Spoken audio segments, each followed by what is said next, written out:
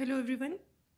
आज हम जिस टॉपिक की बात करेंगे वो है crystal field splitting in octahedral complexes. तो इसके बारे में हम कुछ थोड़ा बहुत बात करेंगे। तो इससे पहले हमें पता होना चाहिए कि क्रिस्टल फील्ड थ्योरी है क्या। तो पहले देखते हैं हम क्रिस्टल फील्ड थ्योरी क्या है। तो crystal field theory was developed by H Bethe and V Vleck. और ये थ्योरी क्या कहती है कि that the metal ion and the ligand act as a point charge and the interactions between them are purely electrostatic. Electrostatic का मतलब है purely आयनिक। तो हमारी जो वैलेंस बॉन्ड थ्योरी थी पहले वो क्या कहती थी कि जो इंटरेक्शन है वो प्योरली कोवलेंट है, यानी कि कोवलेंट बॉन्ड बनता है मेटल और लिगेंड के बीच में।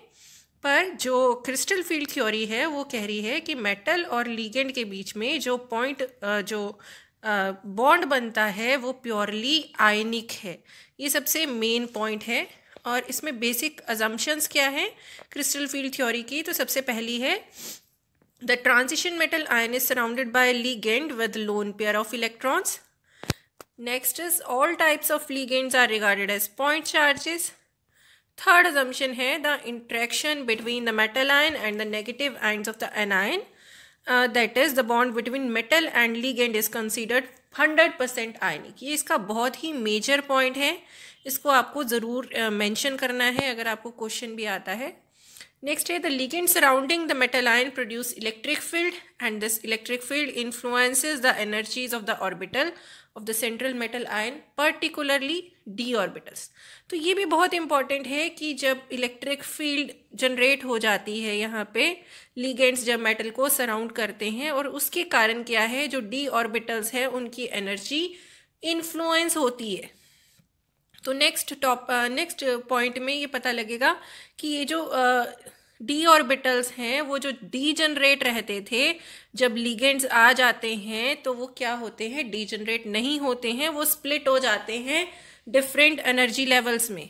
तो क्या है the conversion of the 5 degenerate d orbitals of the metal ion into different sets of orbital having different energies in the presence of electric field of ligands is called crystal field splitting।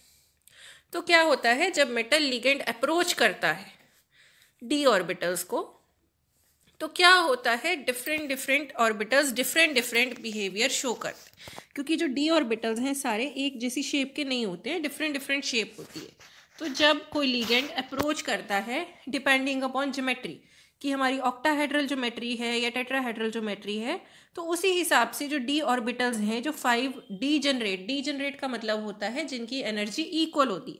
तो जो 5 D generate D orbitals हैं वो क्या हो जाते हैं, split हो जाते हैं जनरली 2 सेट्स में। ठीक है, अकॉर्डिंगली कि जो डी ऑर्बिटल्स हैं उनकी ओरिएंटेशन कहाँ है, अलोंग द एक्सिस है या फिर बिटवीन द एक्सिस है। उसी हिसाब से जो डी ऑर्बिटल्स हैं वो 2 सेट्स में स्प्लिट हो जाते हैं, जो बिल्कुल बेसिक उसका बताता है कि क्रिस्टल फील्ड स्प्लिटिंग, और इस स्प्लिटिंग को हम क्रिस्टल फील्ड स्प्लिटिंग कहते हैं। तो this is the basis of crystal field theory.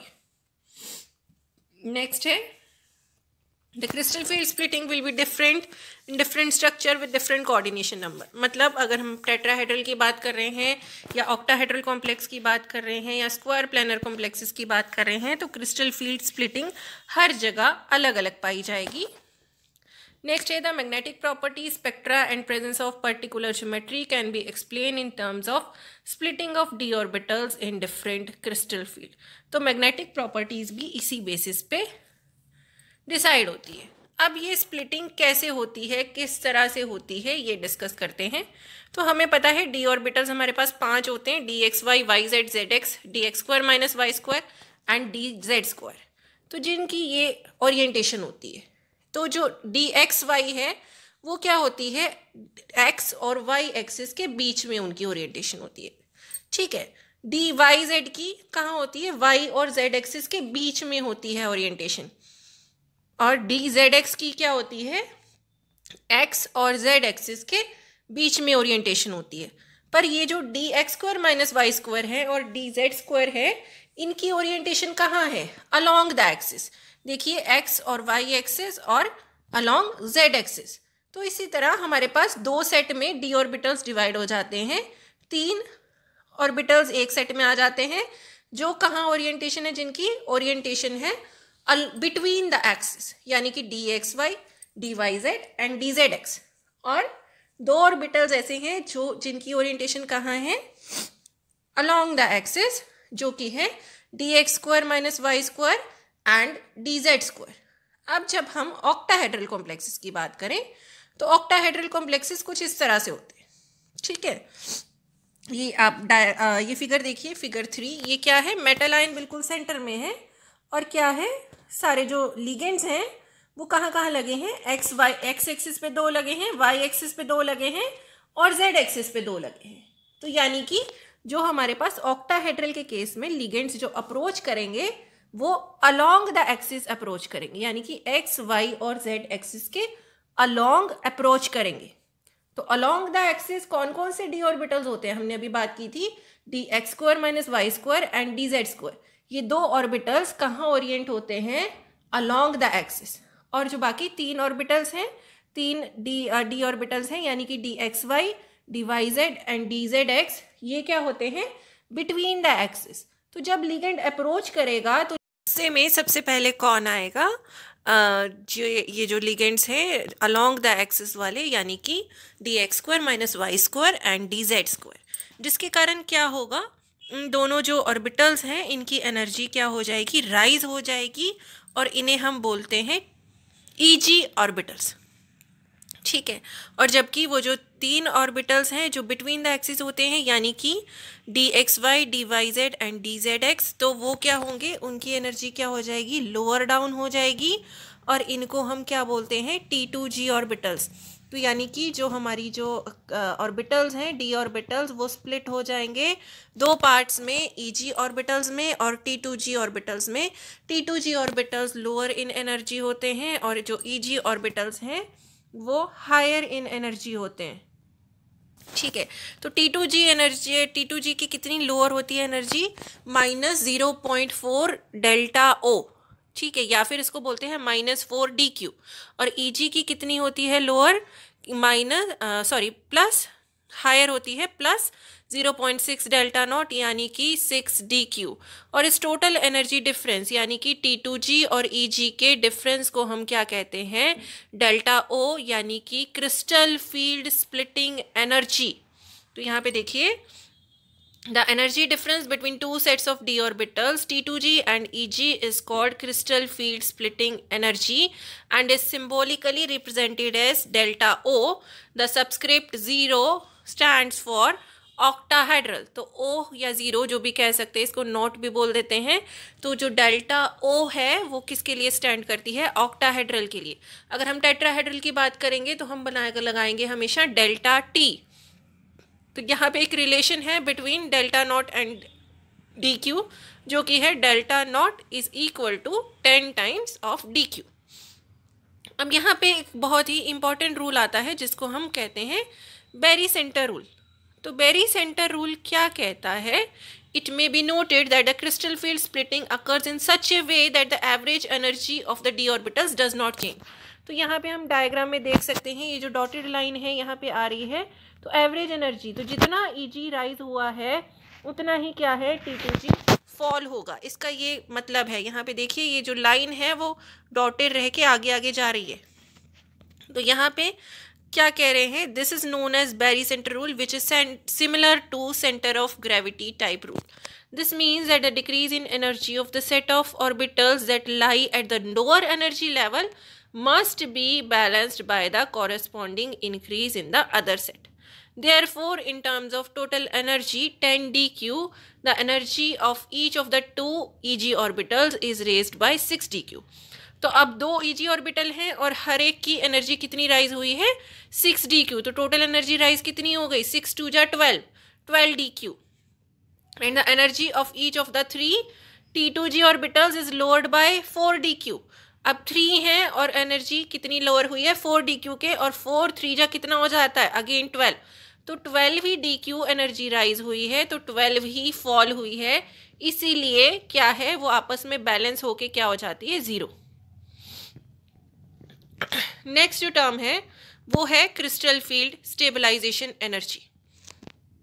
तो इसका डेफिनेशन है वो क्या है, the amount of stabilisation provided by splitting of the d orbitals into two levels is called crystal field stabilisation energy.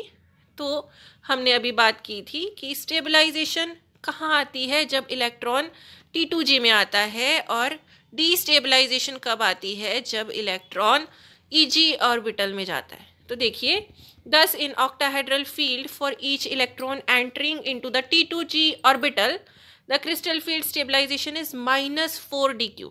तो यहाँ पे माइनस की वैल्यू इसलिए ले ली गई है क्योंकि ये स्टेबिलिटी प्रोवाइड करते हैं। तो जितनी हमारी CFSE की वैल्यू नेगेटिव आएगी उतना ही जो हमारा कॉम्प्लेक्स है वो स्टेबल होगा। And for each electron entering into the EG orbital, the crystal field destabilization energy, specifically mentioned destabilization energy, is +6 dq. Thus, CFSE is calculated as the algebraic sum of -4 dq per electron in T2G level.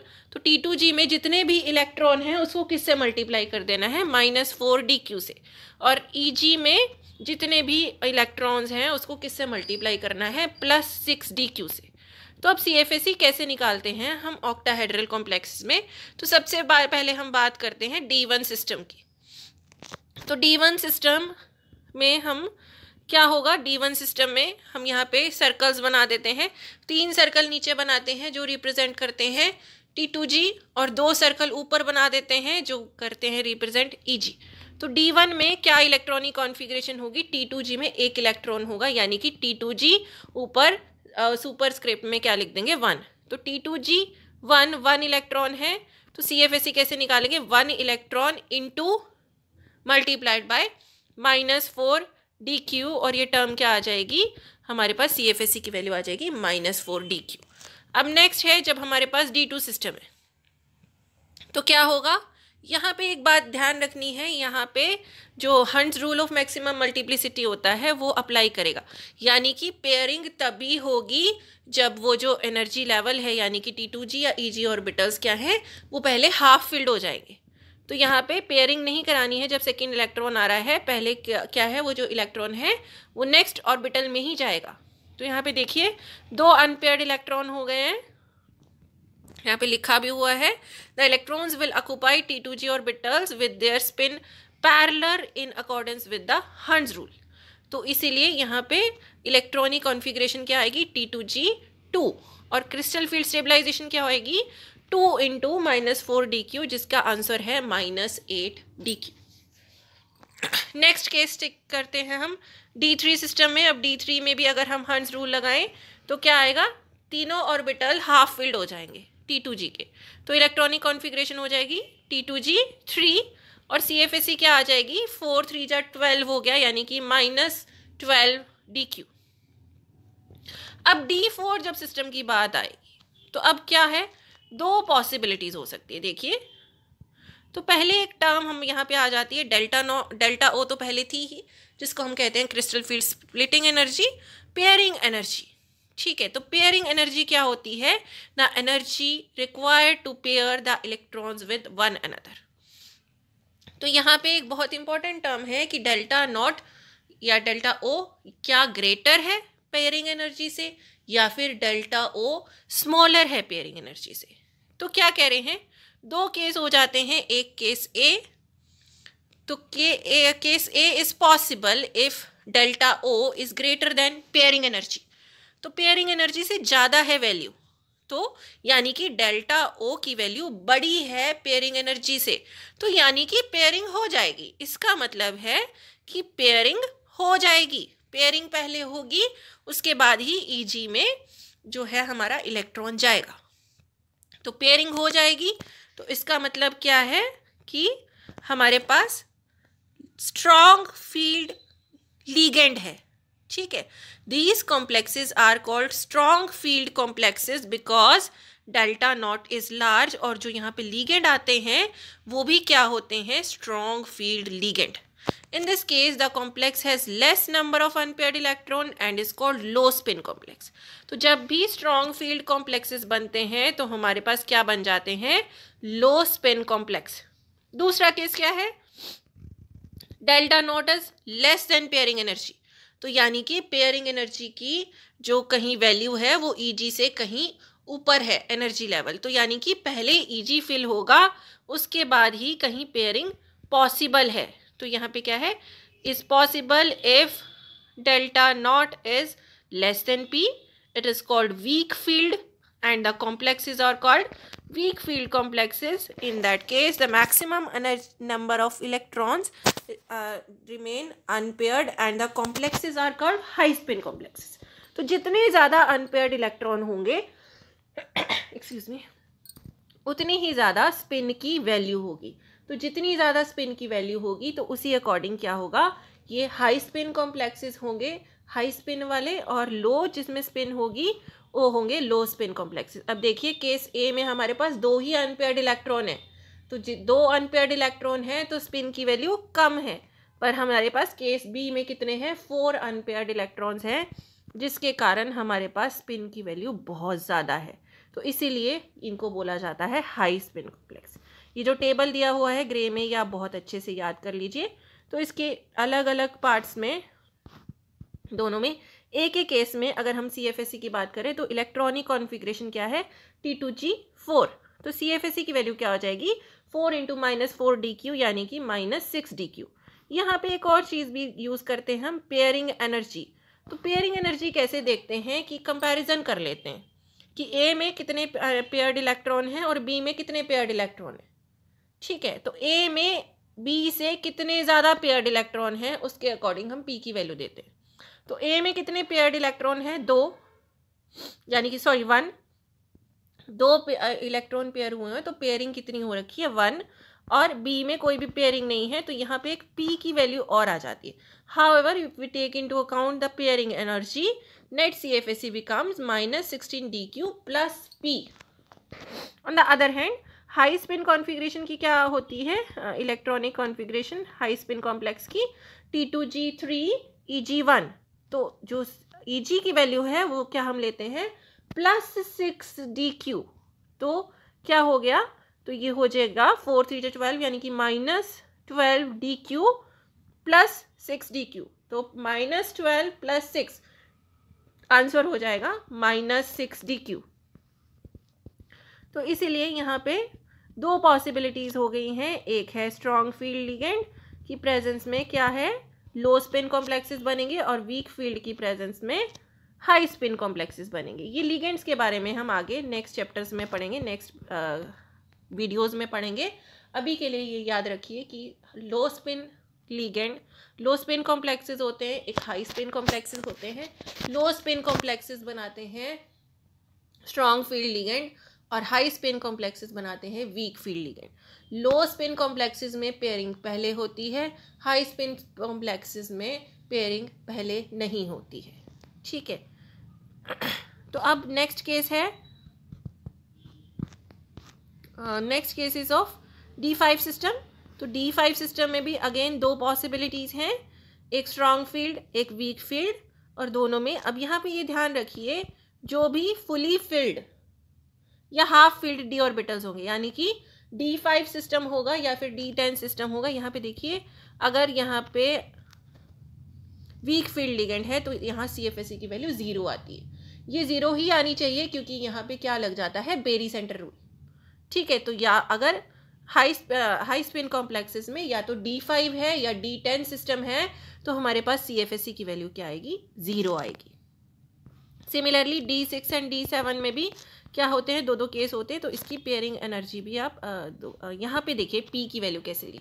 तो A case में कितने हैं pairing कितनी हो रखी है, 3 pairing हो रखी है, और B केस में कितनी पेयरिंग हो रखी है, 2 पेयरिंग हो रखी है। तो केस A में पेयरिंग 3 है, केस B में पेयरिंग 1 है। तो कितनी पेयरिंग ज़्यादा है केस A में, 2 पेयरिंग। इसीलिए CFSE के साथ क्या वैल्यू ऐड हुई है, 2 पेयरिंग की वैल्यू।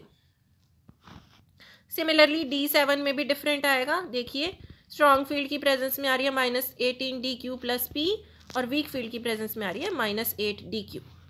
तो अब ये था D8 तक तो डिफरेंट था, D7 तक तो डिफरेंट था, पर जब हम D8 सिस्टम की बात करें तो क्या है, यहाँ पे देखिए सेम ही हो जाएगा, कोई केस A B नहीं आएगा जो भी है इलेक्ट्रॉनिक कॉन्फ़िगरेशन, चाहे वो स्ट्रॉन्ग फील्ड लिगेंड है चाहे वो वीक फील्ड लिगेंड है, सेम ही रहेगी। और हमारी CFSE की वैल्यू क्या है, -12 DQ। सिमिलरली D9 सिस्टम में भी हमारी CFSE की वैल्यू एक ही रहेगी, कोई AB सिस्टम नहीं है। सिमिलरली D10 तो मैंने अभी बताया था, जब हाफ फील्ड या फुली फील्ड हो और हाई स्पिन कॉम्प्लेक्सेस हो तो CFSE की वैल्यू 0 आती है। तो ये आप याद कर सकते हैं। तो यहाँ पे देखिए कहाँ कहाँ डिफरेंस आ रहा है। तो जब हमारे पास D1 सिस्टम है तो हमें कुछ नहीं सोचना कि स्ट्रॉन्ग फील्ड लिगेंड है या हाई वीक फील्ड लिगेंड है, ना हमें D2 सिस्टम में सोचना है, ना हमें D3 सिस्टम में सोचना है। कहाँ सोचना शुरू करना है, जब हमारे पास D4 सिस्टम है, D5 सिस्टम है, D6 and D7, sorry D4, D5, D6, D7 और D8, D9, D10 में कोई भी केस A B नहीं आते हैं। तो आगे ये देखिए, यहाँ पे टेबल में हम थोड़ा सा और डिस्कस कर लेते हैं। तो यहाँ पे देखिए, जो D1 है उसमें वीक फील्ड की प्रेजेंस में CFSE क्या आती है, -4 DQ। D2 के केस में क्या आती है, -8 DQ। D3 के केस में क्या आती है, एक ही केस आता है, -12 DQ। पर जब हम D4 की बात करते हैं तो दो केस आ जाते हैं, एक स्ट्रॉन्ग फील्ड का और एक वीक फील्ड का। तो first column is for weak field and second column is for strong field. यहाँ देखिए, तो वीक फील्ड में क्या आ रहा है, -6 DQ, पर स्ट्रॉन्ग फील्ड में आ रहा है -16 DQ। सिमिलरली D5 में वीक फील्ड में आ रहा है 0, तो स्ट्रॉन्ग फील्ड में आ रहा है -20। D6 के लिए -4 एंड -24, D7 के लिए -8 एंड -18। पर यहाँ पे देखिए D8 में दोनों वैल्यू सेम आ रही है। तो कहाँ डिफरेंस आना शुरू हुआ था, D4 से शुरू हुआ था और कहाँ ख़त्म हो जाएगा, D7 पे। D4, D5, D6, D7 ये चार ही हमें देखनी है, केस A और B। बाकी जो बच गए D1, D2, D3, D8, D9, D10, इसमें CFSE पे दोनों की वैल्यू सेम ही आएगी, चाहे हाई स्पिन कॉम्प्लेक्सेस चाहे लो स्पिन है, यानी चाहे स्ट्रॉन्ग फील्ड लिगेंड है चाहे वीक फील्ड लिगेंड है। तो यहाँ पे थोड़े से क्वेश्चंस हमारे पास कैसे आ जाते हैं। तो एक तो सीधा ही डायरेक्ट क्वेश्चन आ जाता है, discuss the crystal field stabilisation energy या स्प्लिटिंग इन ऑक्टाहेड्रल कॉम्प्लेक्सेस। तो जो यहाँ पे मैंने सारी इस लेक्चर में बताया है कि ये कैसे स्प्लिट होती है, जहाँ पे आप ये डायग्राम बनाएंगे और इसके बारे में सारा डिस्कस करेंगे। T2G में कौन से ऑर्बिटल्स होते हैं, EG में कौन से ऑर्बिटल्स होते हैं। बाकी CFSE निकालने के बहुत सारे क्वेश्चंस पूछ लिए जाते हैं कि calculate CFSE for D1 system, for D2 system, for D3 system, for D4 system. और D4 सिस्टम से लेके वो पूछ लिया जाता है कि हाई स्पिन है या लो स्पिन कॉम्प्लेक्स है, या फिर स्ट्रॉन्ग फील्ड है या वीक फील्ड है। तो ये आपको बहुत ज़्यादा याद करने पड़ेंगे।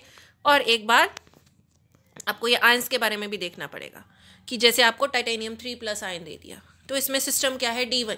ये आपको इलेक्ट्रॉनिक कॉन्फ़िगरेशन निकाल के पता लगेगा कि इसमें क्या है, इलेक्ट्रॉनिक कॉन्फ़िगरेशन क्या होती है, D1। सिमिलरली Fe2+ में क्या होती है, D6। कोबाल्ट 3+ में क्या होती है, D6। तो ये भी पूछ सकते हैं, what calculate CFSE for these complexes of iron. तो पूछ लेंगे FeCO6 2+ में CFSE निकालो। तो ये क्वेश्चंस भी हम आगे डिस्कस करेंगे, अभी इतनी डिटेल में। जब पहले हमें लिगेंड के बारे में डिस्कस करना है, उसके बाद ही हम इसके बारे में कुछ बता सकते हैं। तो इस चैप्टर में इतना ही। नेक्स्ट वीडियो में हम टेट्राहेड्रल कॉम्प्लेक्सेस के बारे में डिस्कस करेंगे। Okay, bye bye, thank you. ये देखिए, ये कुछ एग्जांपल्स हैं। देखिए, calculate CFSE for the following ions in octahedral complexes. तो यहाँ पे सॉल्यूशंस भी हैं साथ में इसके। देखिए, D4 strong field octahedral, second part है इसमें D6 weak field and D7 strong field. तो ये थोड़े थोड़े क्वेश्चंस, इस तरह से क्वेश्चंस पूछ लिए जाते हैं, तो इनके सॉल्यूशंस भी हैं। सिमिलरली यहाँ पे देखिए, calculate CFSE for the following, D5 strong field octahedral, D7 weak field octahedral. और टेट्राहेड्रल कॉम्प्लेक्सेस के बारे में हमने अभी बात नहीं की है, तो इसके बारे में हमें नहीं पता है। तो थोड़ा सा एक क्वेश्चन डिस्कस कर लेते हैं।